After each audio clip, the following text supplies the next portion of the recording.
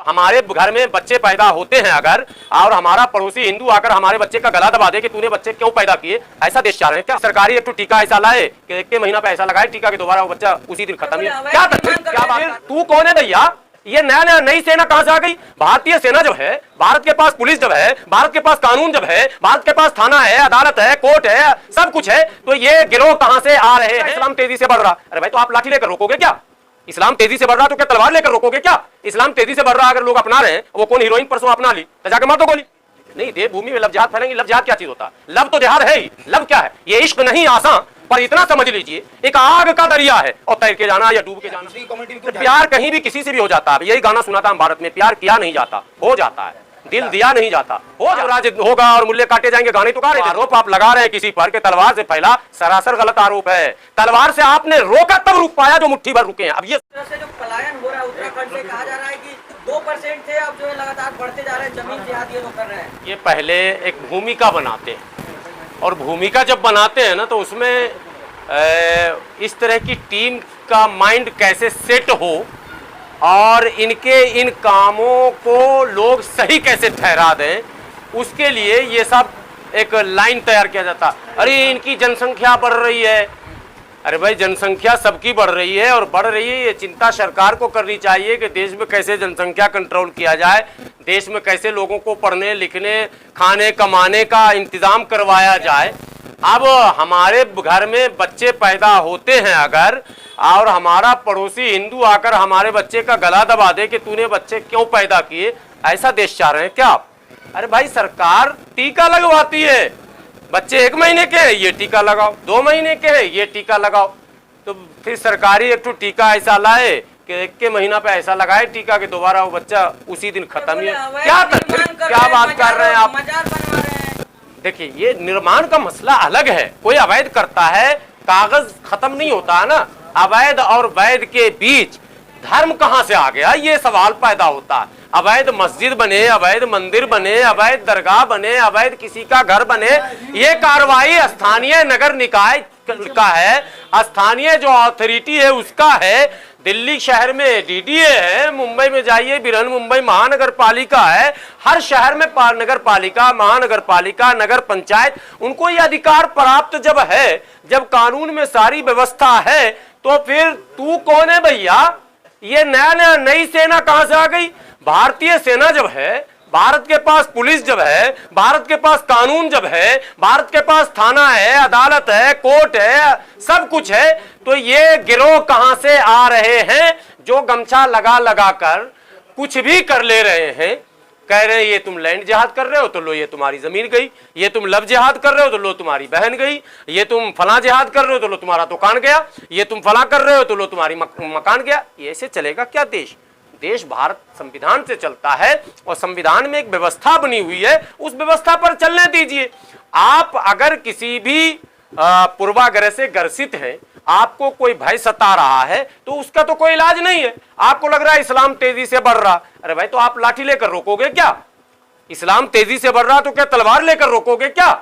इस्लाम तेजी से बढ़ रहा अगर लोग अपना रहे हैं, वो कौन हीरोइन परसों अपना ली तो जाकर मार दो गोली। ये क्या तरीका भाई? इस्लाम दुनिया में तेजी से बढ़ रहा।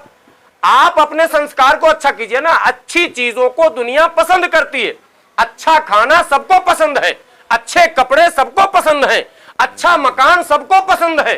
आप अपने आप को अच्छा कर लीजिए, लोग आपकी तरफ आ जाएंगे। देवभूमि में लव जिहाद फैलाएंगे? नहीं, देवभूमि में लव जिहाद फैलाएंगे। लव जिहाद क्या चीज होता है? लव तो जिहाद है ही। लव क्या है? ये इश्क नहीं आसान, पर इतना समझ लीजिए एक आग का दरिया है और तैर के जाना या डूब के जाना, ये कोई आसान काम है क्या? ये संघर्ष, जिहाद के माने संघर्ष। आप सब लोग अभी जब कैमरा ऑफ करेंगे तो गूगल सर्च करेंगे व्हाट इज मीनिंग ऑफ जिहाद। तो लव कीजिए, अपनी कम्युनिटी में कीजिए ना, दूसरी कम्युनिटी में क्यों? प्यार कहीं भी किसी से भी हो जाता है। यही गाना सुना था हम भारत में, प्यार किया नहीं जाता, हो जाता है।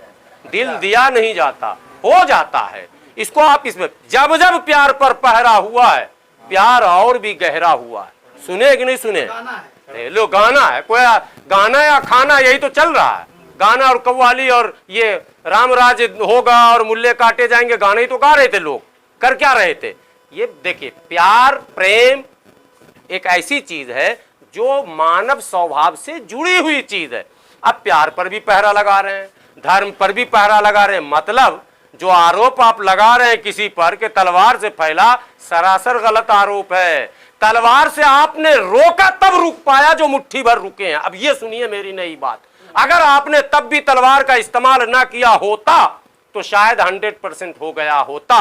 आपके इन कारनामों से ऐसा लगता है कि आज भी तलवार के बल पर आप रोक रहे हो, इसलिए ये प्रवृत्ति रुकनी चाहिए। लव जिहाद रोकने के लिए फिर वही लव जिहाद रटे जा रहे हैं। फिल्म दिखाया जा रहा है ना केरल स्टोरी। फिर बात पर लव तो है ही जिहाद, जिहाद क्या, ये ना बोलिए इंटरकास्ट। ठीक है, आप मुस्लिम लड़की हिंदू लड़का पे आपको आपत्ति है, हिंदू लड़की मुस्लिम लड़के पे आपको आपत्ति है, दोनों हिंदू गोरखपुर में, लेकिन कास्ट अलग अलग। लड़के की हत्या कर दी गई, लड़की की नहीं, लड़के की। मैं ये बता रहा हूं, और ये एक घटना नहीं, भारत में अनेकों घटना है। की दुकान खोलने वाले खामोश हैं। हाँ, ये सवाल आपका है कि जो मोहब्बत की दुकान खोली गई है कांग्रेस की तरफ से, उसमें माल कम पड़ गया। जो राहुल गांधी अमेरिका जाकर कहते हैं कि भारत में माइनॉरिटी पर एट्रोसिटी बढ़ रहे हैं, वो राहुल गांधी जी आजकल चुप हो चुके हैं। भारत में आकर नहीं बोलते, मल्लिकार्जुन खड़गे जी नहीं बोलते, उनके प्रवक्ता नहीं बोलते, प्रियंका गांधी जी गदा घुमा रही है मध्य प्रदेश में, सोच विचार कर रहे होंगे। हाँ, तो जब तब तक सोचेंगे, जैसे कश्मीर में पलायन हो रहा था पंडितों का, तो ये सोच रहे थे। अब उत्तराखंड में मुसलमानों का पलायन हो रहा है, ये सोच रहे हैं। अभी एक 2-3 साल पहले सहारनपुर से दलितों का पलायन हो रहा था। दलितों का पलायन या दलितों पर हमला होता है तो एक नेता पैदा होता, इतिहास साक्षी है। लक्ष्मणपुर बाथे अगर हुआ तो नेता पैदा हुआ, शब्बीरपुर की घटना हुई तो मोछ वाला एक बेटा पैदा हुआ जिसको चंद्रशेखर रावण आप कहते हैं। लेकिन मुसलमानों पर जब जब हमले होते हैं और नेता मर जाता है, फर्क क्यों ऐसा हो रहा? दलितों पर हमले होते हैं तो नेता पैदा होता है, और मुसलमानों पर हमले होते हैं तो नेता मर जाता है। क्यों? ये असल सवाल है मेन।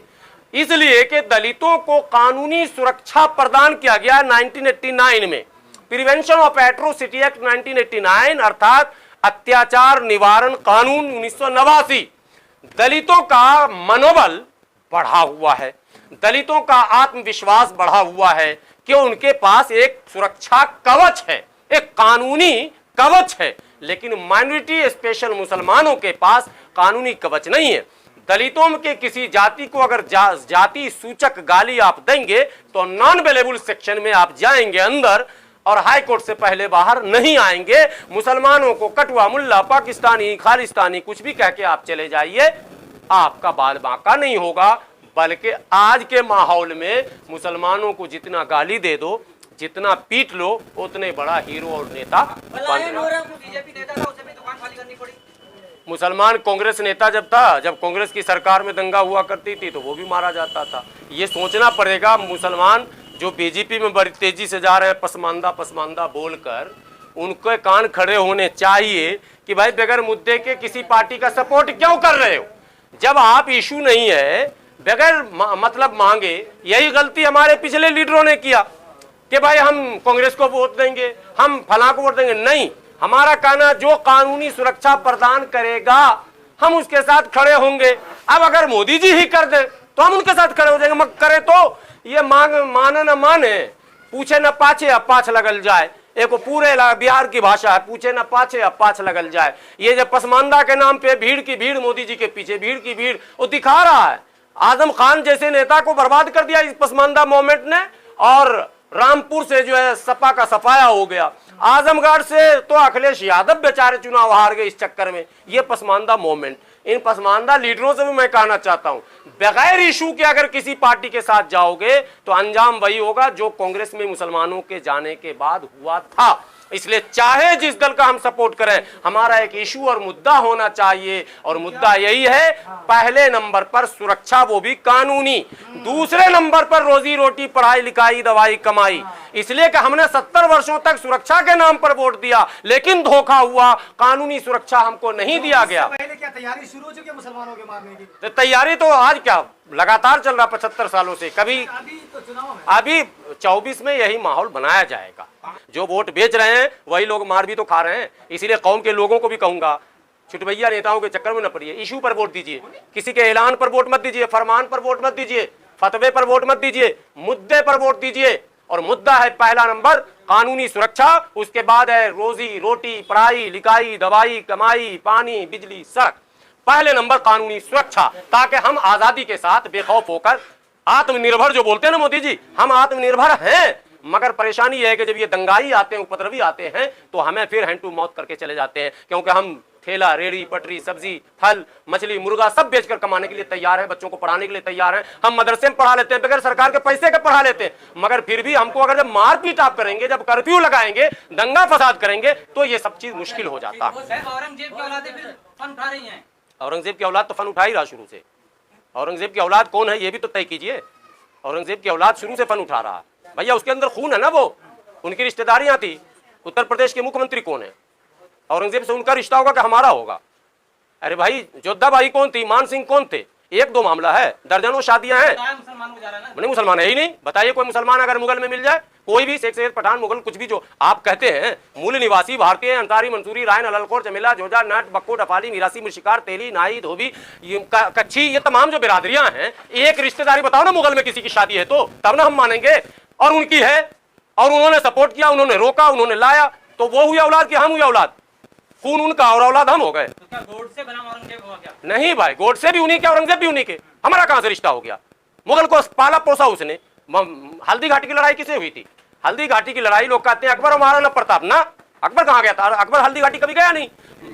वहां मान सिंह गए थे महाराणा प्रताप से लड़ने, और महाराणा प्रताप की तरफ से हाकिम खान सूरी लड़ रहे थे। मतलब मूल निवासी देश बचाने के लिए लड़ रहा था। ये बेईमान चुट्टे लोग महाराणा प्रताप का जन्मदिन मनाते हैं और हाकिम खान सूरी का जन्मदिन नहीं मनाते हैं। जिस हाकिम खान सूरी ने महाराणा प्रताप की आन बान शान को बचाने के लिए अपनी जान की बलि दे दी, उसको भुला दिया गया। और जिस गद्दार ने अकबर की तरफ से जाकर महाराणा प्रताप को परास्त किया, उस गद्दार को याद किया जाता। और उसके औलाद हमको कह रहे हैं तुम बाबर की औलाद हो।